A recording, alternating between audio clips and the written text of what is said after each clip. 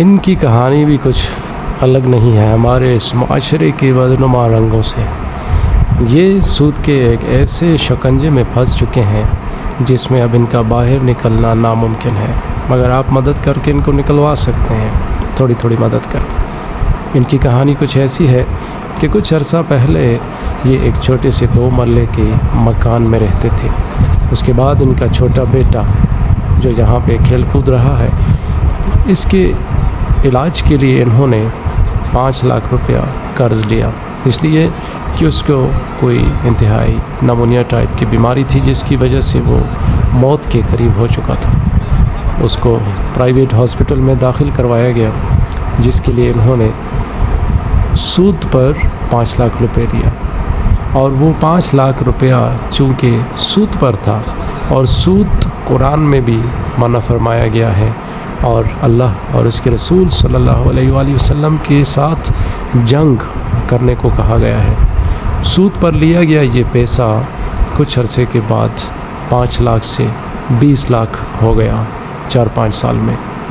اب صورتحال یہ ہے کہ یہ اپنا 2-2.5 مرلے کا گھر بھی بیچ چکے ہیں، اور اس کے بعد یہاں پر اس کسی دوسرے کے کنڈر میں، جس کی نہ تو چھت ہے، نہ پانی ہے، نہ بجلی ہے، نہ باتھ روم ہے، یہاں پر یہ لوگ رہتے ہیں۔ یہ چھوٹے چھوٹے معصوم بچے آپ دیکھیں کتنے پیارے پیارے ہیں۔ 7 بچے ہیں اس خاتون کے، اور اس کا جو شوہر ہے وہ روپوش ہے۔ کبھی کبھی ان سے رابطے میں ہوتا ہے، کہیں نہ کہیں نظر آ جاتا ہے ان کے کہنے کے مطابق، لیکن روپوش ہے اس لیے کہ وہ جب بھی آتا ہے اپنے گھر کو یا اپنے اس علاقے کو، تو یہاں کے وہ سود خور لوگ اس کے پیچھے آ جاتے ہیں اپنا قرضہ مانگنے کے لیے۔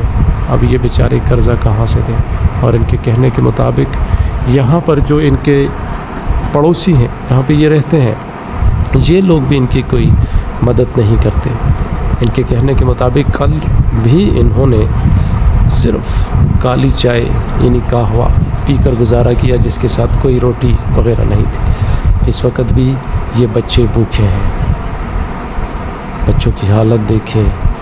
سود کے اس کاروبار نے نہ جانے کتنے لوگوں کو تباہ و برباد کر دیا۔ چھوٹے چھوٹے یہ بچے ہیں۔ سود خور اللہ کے ساتھ جنگ کرتا ہے، اور اس طرح کے معصوموں کی زندگیاں بھی اسی لیے برباد ہوتی ہیں کہ قرآن میں واضح طور پہ فرمایا گیا ہے کہ سود لینے والا اور دینے والا دونوں جہنمی ہیں۔ شاید یہ تو ماں تھی، مجبور ہو کر اس نے اپنے بچے کو موت کے منہ میں جب دیکھا تو اس نے سود پر پیسہ لیا، اس کے والدین نے لیا، اس بچے نے۔ یہ تو مجبور تھے، لیکن منع تو پھر بھی فرمایا گیا ہے، اور اس کا اثر تو ہوتا ہے۔ تو یہ آپ کے سامنے ہے، یہ ساری سٹوری کی ٹوٹل یہی ہے کہ اس گھرانے کو سود نے تباہ و برباد کیا۔ اور باقی دوستو، جو نمبر مجھے ملا ہے وہی نمبر یہاں پہ میں نے لکھ دیا ہے، آپ چاہیں تو ان کی مدد کر سکتے ہیں۔ بہت شکریہ۔ السلام علیکم ورحمۃ اللہ۔